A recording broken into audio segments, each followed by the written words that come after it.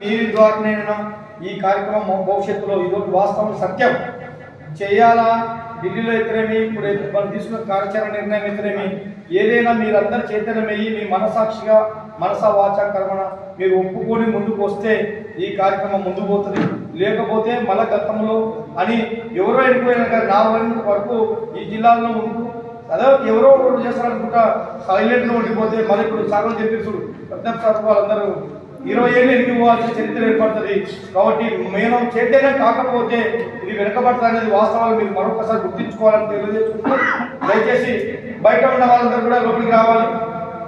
బయట ఉన్న వాళ్ళందరూ లోపలికి రావాల్సిందిగా కోరుతున్నాను.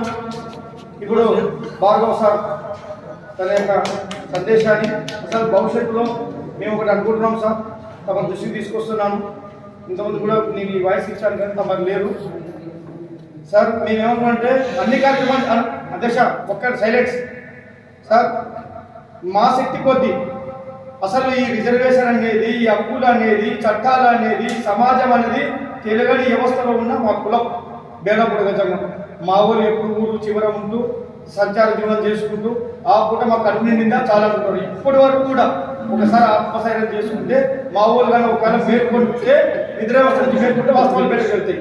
18 సంవత్సరాలు కలిసిపోతున్నా కూడా ఇప్పటి వరకు సర్టిఫికేట్ రిజర్వేషన్ లేకపోయినా కూడా చైతన్యం కాలేకపోతున్నాం. యూత్ చదువుకున్న వాళ్ళు కూడా ఉన్నారు, ఎంతో నాలెడ్జ్ ఉండి చదువుకొని అంత ఉద్యోగాలు ఎవరు నాకేం నేను బాగుపడితే చాలు ఇతరులు ఎందుకులే అని చెప్పి అన్ని కులాల కన్నా ఎక్కువ శాతం అన్ని కులాల కూడా ఉండే సార్. కానీ ఎక్కువ అందరికి 1% ఉంటే మాకు 2% ఉంది. అతిగా మేము భక్తే సార్ ఇతరులు ఏమైనా కానీ మనకేమొచ్చింది దానివల్ల ఉపయోగం. ఇప్పుడు ఆ మీటింగ్ పోతే నాకు ఏం ఉపయోగం వస్తుంది, దానివల్ల నాకు ఏం లాభం వస్తుంది అనే ఆలోచనతోనే ఆలోచించే విధానంలో మా కులం ఉంది. కానీ ఏదేమైనా మేవంతుగా మీ అడుగుజాలలో ఈ కార్యక్రమాలు చేసేది. అందుకని ఇప్పుడే చెప్పాను, 100 బుక్కులు చదివేది ఒక ఎత్తు, ఒక ఉపన్యాసం వినేది ఒక ఎత్తు.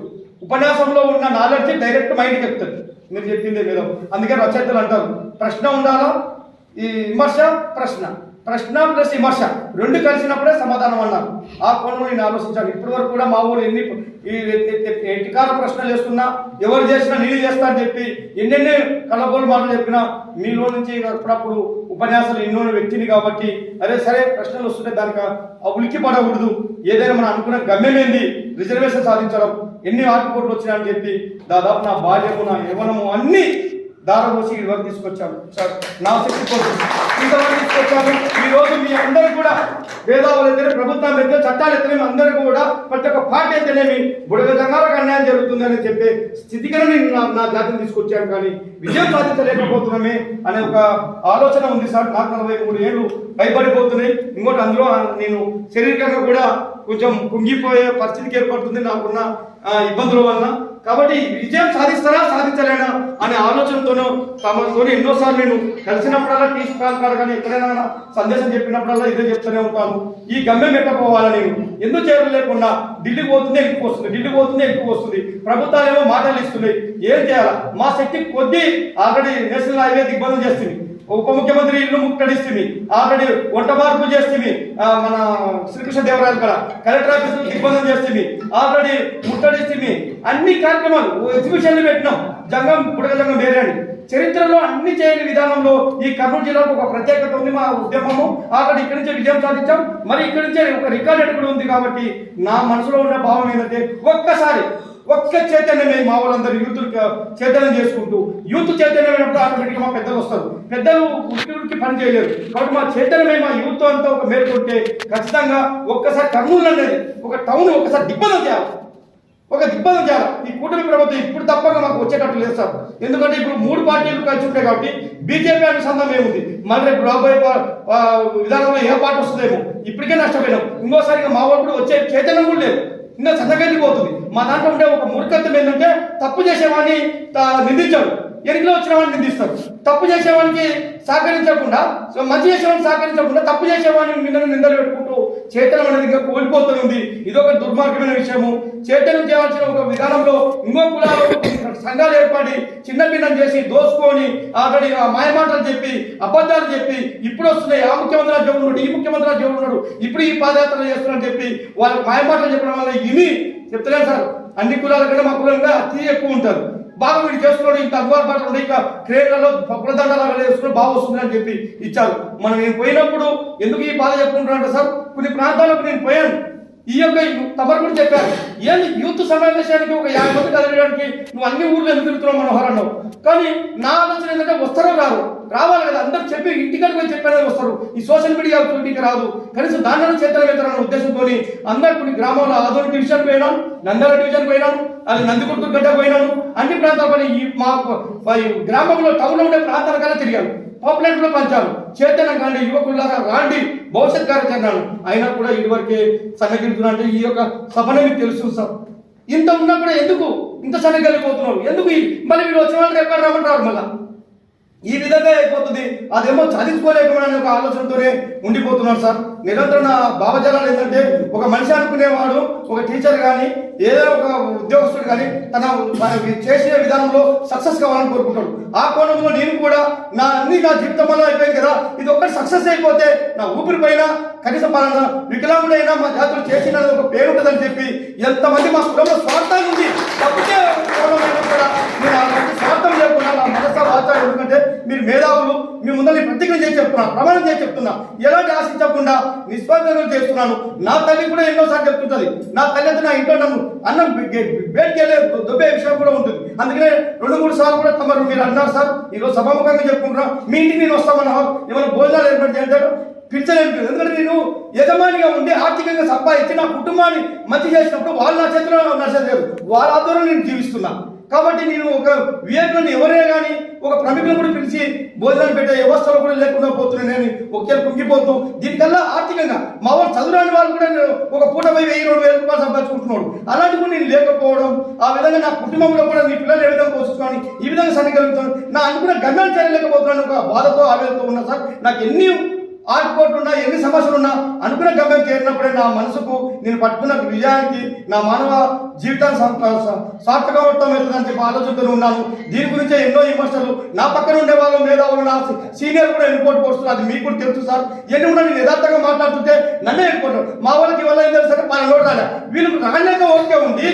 వీళ్ళు తప్పు చేసేవాడు ఎవరైనా తెలిసి కూడా మా పెద్ద మనుషులకు కానీ మా యువకులకు కానీ ప్రతి ఒక్కరికి తెలుసు, ఎవరు తప్పు చేస్తున్నాడు, ఎవరు దోసుకుంటాడు, ఎవరు తింటున్నాడు, వాళ్ళు మనసు చెప్పమని తెలుసు. కానీ మంచి చేసేవాడిని మళ్ళీ నన్నే ప్రశ్నిస్తారు కానీ చెడు వాడిని ప్రశ్న వేయలేరు.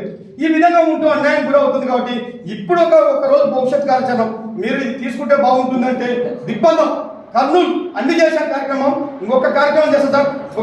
నాకు ఇప్పటికే 4 కేసులు పడినాయి. 4 కేసులు దేని వల్ల అన్ని కొట్టేపించుకున్నాను, పోయినాయి.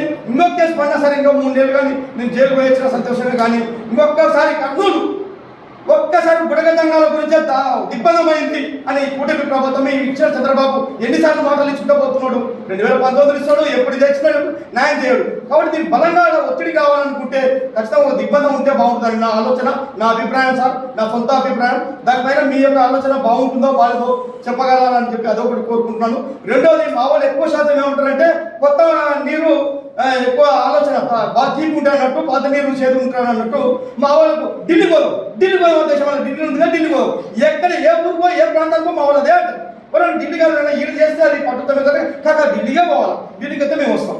ఇంకా అది ఈడికి ఉండే వాళ్ళు రాకుండా ఢిల్లీకి వస్తారని ఒక ఆలోచన అక్కడ ఉన్నా సరే, వాళ్ళ కోరిక వరకు కూడా మన ఢిల్లీకి పోతే ఇది ఏ విధంగా ఉంటుంది, ఈ ఒక కార్యక్రమం పెట్టిపోదామా, రేపు మార్చిలో బడ్జెట్ సమావేశాలు ఉన్నాయి పార్లమెంటు, మరి ఏ విధంగా తీసుకుంటే కార్యాచరణ బాగుంటుంది అనే ఆలోచన ఈ అభిప్రాయాల మీద మీరు తెలియజేయాలని చెప్పి కోరుకుంటున్నాను సార్.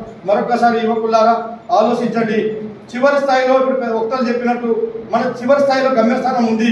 ఇంత దూరం ఈ రథాన్ని తీసుకొని వచ్చాను, ఇంకా చివరి మీ భవిష్యత్తు మీ కాలం, అందుకే మీరే మేల్కోవాలనే ఉద్దేశంతోనే పెద్ద మనుషులు కూడా ఎంతమంది ఫోన్ చేసి మమ్మల్ని ఎందుకు ఫోన్ చేయకుండా యువకులకు ఎందుకు ఫోన్ చేస్తున్నావు, వాళ్ళు వస్తారా, వాళ్ళు ఛార్జీ పెట్టుకుని వస్తారా అని ఎన్ని అన్నా కూడా సరే యువత్వం మేల్కోవాలి. మీరు కూడా ముందు ముట్టడించేటప్పుడు ఫస్ట్ వాళ్ళు చైతన్యమే సబ్జెక్ట్ పరంగా భార్గవ్ సార్ గారు చెప్తారు, వాళ్ళు అన్ని వింటారు. ఈ ఒక అరెస్ట్ చేసిన వాళ్ళే ప్రశ్నించే గుర్తుగా వాళ్ళే వాళ్ళు మీడియా ముందర మాట్లాడే విధంగా ఉంటుందనే ఉద్దేశంతో ఈ మీటింగ్ పెట్టానని చెప్పి మన పెద్దలు కూడా ఎంతో మంది నాకు ఫోన్ చేసి వాళ్ళకి ఫోన్ చేసినప్పుడు చెప్పినప్పుడు అదే ఉంది.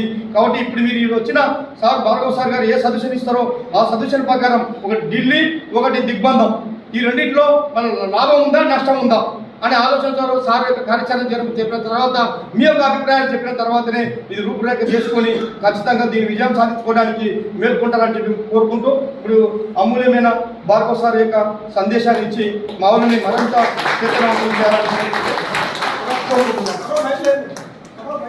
మైక్ లేదు లేదు వర్ధిల్లాలి వర్ధిల్లాలి వర్ధిల్లాలి వర్ధిల్లాలి సాధిస్తాం సాధిస్తాం సాధిస్తాం సాధిస్తాం సాధిస్తాం సాధిస్తాం సాధిస్తాం సాధిస్తాం